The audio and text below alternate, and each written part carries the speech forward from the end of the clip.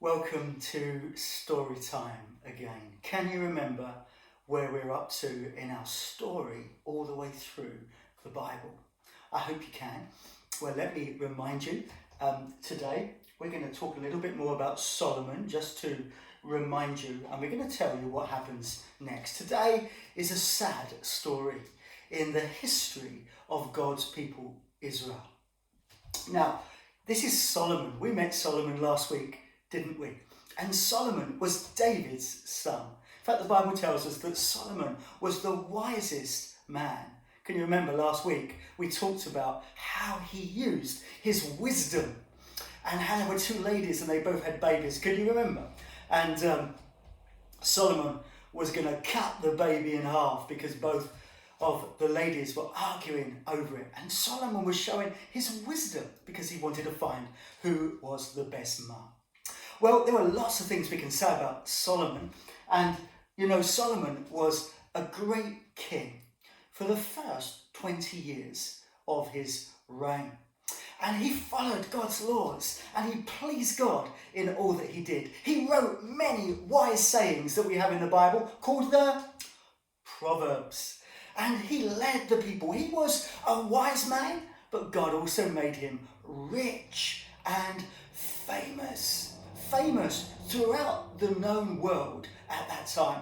People came to see him. He was so clever, so intelligent, so knowledgeable, but also so wise. And he would be like a professor, like a university teacher. He would teach the people all about things like the solar system, things like plant life, things like trees and shrubs. He was so clever. His administration, the way he organized the country was like, wow, nobody's ever thought of that before.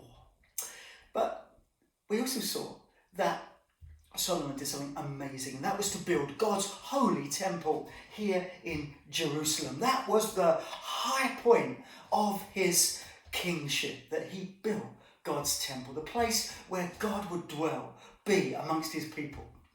But also he started to do things that God said, do not do. And when we start to do things that God says don't do, things start to go wrong, don't they? And can you remember last week, Solomon had many wives. God had said to him, don't have lots of wives, Solomon. But Solomon didn't listen to God. Can you remember how many wives he had? Let's count these. 1, 2, 3. Here's some more. 4, 5, 6, 7, 8, 9, 10. Actually, more than 10. It was like 1,000 wives. 700 plus 300 others. 1,000 women. And Solomon brought these women into Israel from other countries, other nations around Israel.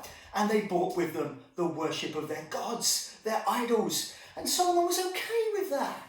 And his heart began to be divided. No longer would he pray to God in the same way that he used to. And the people noticed. And because Solomon's heart was divided, the people too followed, and their heart was divided too. And so, at the end of Solomon's reign as king, and he would reign for 40 years, let me show you this. Okay, let me pick that up. There would be 3 kings. Actually, it's back to front, isn't it? Never mind. There would be 3 kings who would reign over the united kingdom of Israel. But all 12 tribes were united together. The first one will be Saul, and he would be a king whose heart wasn't really for God. The second will be David, and he had a whole heart for God. And the third was Solomon. And we can say about Solomon that he was half-hearted in the end towards God. And that 40 plus 40 plus 40 is 120. There was 120 years when Israel was together, united. Guys, that's all about to change. Because after Solomon died, Israel would have another king. And the king who would take over after Solomon would be his son. Because God said to David, there will always be a king on the throne of Israel who would be from your family tree. And so here he is, and his name is Rehoboam. Can you all say Rehoboam? Yep, let's try that again. Rehoboam. Good. This is Rehoboam, and he was a young man. Let's put one of his officers here.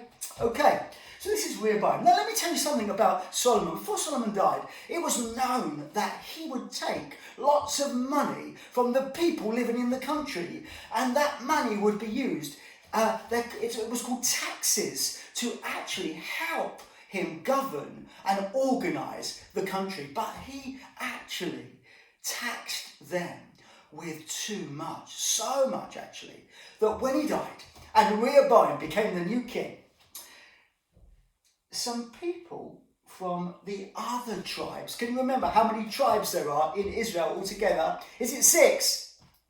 Is it 9? No. Is it 12? Yes, the 12 tribes of Israel. Remember, there's 12 sons of Jacob, whom God changed his name to Israel, which is why the land became the name, known as the land of Israel too. So some of the people from the other tribes came to Rehoboam early on when he was the king. Here they come, and this is their leader actually. Look, he looks like Rehoboam, doesn't he? Okay, but it's not him. His name is Jeroboam. Can you say Jeroboam?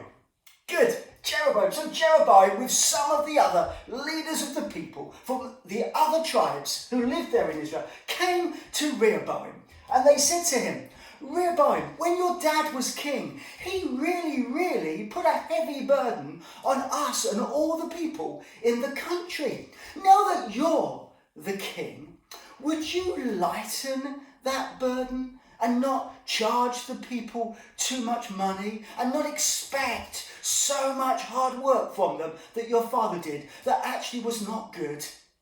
So do you know what? Rehoboam said to Jeroboam, give me 3 days and I'll have a think about it. Come back to me. So they went off. Okay, let's pretend they've gone off. Let's put Jeroboam over there. And Rehoboam went off and he started to talk to his advisors. Now, first of all, he spoke to the older people, the wiser people, the people who had good understanding in his kingdom. And they said, Rehoboam, do you know what? That's a good idea. I think you should do what they're asking. Then the people can all stay together and things will be good. But then he went to talk to some of his friends, some of the younger people perhaps he was at school with, some of the younger people who weren't as old, they weren't as wise, they didn't have as much understanding. He talked to them and they said to Rehoboam, don't do it. In fact, make it harder for the people now that you're the king. Guys, who do you think that Rehoboam listened to? Did he listen to the older people who had the wisdom and the good advice? Or did he listen to the younger people who were like him, who actually didn't give him good advice at all? Well, let's find out. 3 days later, Jeroboam came back with some of the other leaders to see Rehoboam. And they said to him, have you decided what to do? He said, yes, I have. I have decided. And this is what Rehoboam said to Jeroboam. He said, my father taxed the people really hard. He expected a lot from the people. Now that I am king, I'm going to tax them even more. I'm going to make it even harder for them. I'm going to expect more from them. Wow, that's not good, is it? And Jeroboam and the others who were from many of the other tribes, they didn't like that answer. In fact, they made a decision right there and then. And they said this. They said to him, right, from your family, you can get on and you can do what you're going to do, but we're no longer going to be united with you. He turned to the people and he said to them, "To your tents, O Israel." This was a sad day, because this is the day the 12 tribes that were united would become divided. They would be divided not 6 and 6, but they would be divided 10 and 2. In fact, you see, Rehoboam was from the tribe of Judah. Judah, remember, had the land that was down around Jerusalem. And there was another tribe down there called Benjamin. And Judah and Benjamin, those two tribes in the south of the country, became divided from the tribes in the north of the country. And it gets divided a bit like this. Okay, again, it's back to front, but let me just read it to you. And it became known as the divided kingdom. In the north, there were 10 tribes, and they had their own kings. In the south, there were 2 tribes, and they had their own kings. All would be from the family tree of King David, that would eventually lead up to Jesus. And their capital city would always be Jerusalem. But the tribes in the north, they would have their own capital city. The 10 tribes in the north called themselves Israel. Say Israel. Israel. The 2 tribes in the south called themselves Judah, after the name of the largest of the 2. And you know, guys, this would happen for 400 years.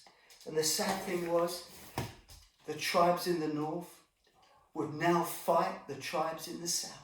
There would be conflict, we call it civil war, where a country fights against itself. There were 19 kings over that period of time, 400 years, in the south, in Judah. There would be 20 kings in the north, in what would be called Israel.